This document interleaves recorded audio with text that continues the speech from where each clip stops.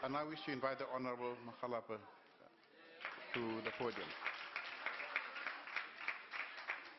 Thank you, Honorable Speaker.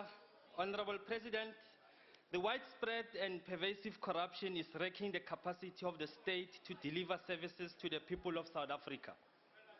President Zuma's deterring on corruption goes to the essence of his leadership. Because he is compromised, he lacks the strength for this fight. The South African people do not have confidence in the president to tackle corruption. The harsh reality is that under this president's watch, corruption has become systematic in all spheres of government, nationally, provincially, and locally. Many local municipalities spend a lot of taxpayers' money on commissions of inquiries. This in itself is absurd because if the president decisively dealt with corruption, there will be no need to hold inquiries. Undermining the principles of transparency, the recommendations and reports made by these commissions are not even made public. And these recommendations are not even implemented, which begs the question, what is the point, Mr. President? Examples include the Tshwane municipalities' Musoma and Tsebeza reports, respectively. Neither report has been released despite the fact that both are said to be containing damning allegations of corruption and maladministration.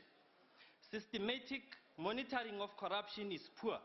With only half of government departments keeping databases on corruption, this means that we do not know the full extent of corruption.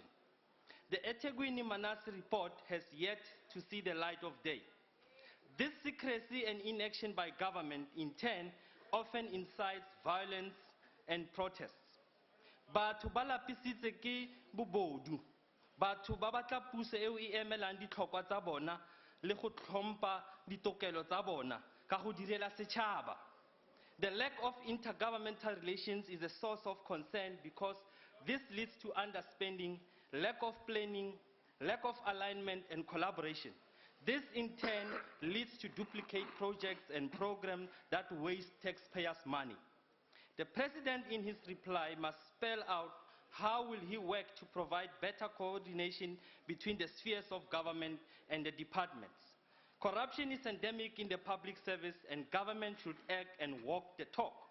It is an indictment that this government, nearly 2.5 million people do not have access to basic sanitation, nearly 20 years after the advent of our democracy, especially in rural areas. The government is working backwards with the rectification program.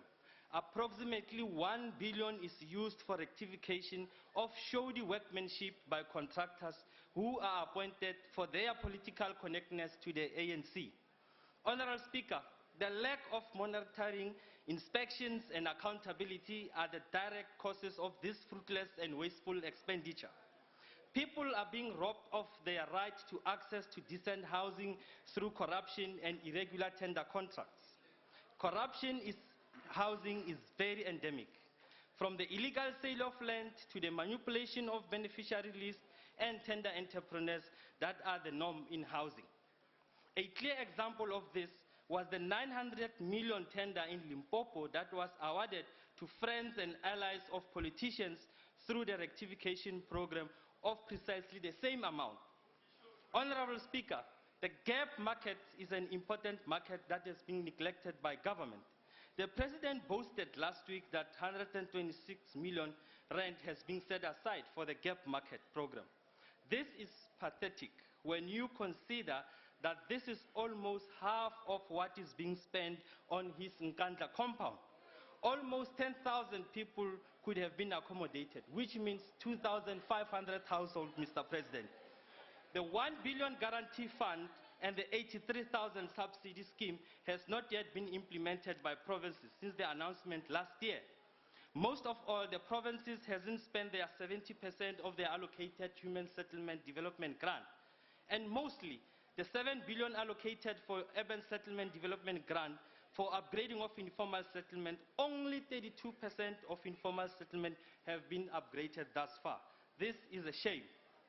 Mr. Speaker, in conclusion, all of this point to one systematic issue, which means the systematic disintegration of the government's human settlement policy under this president.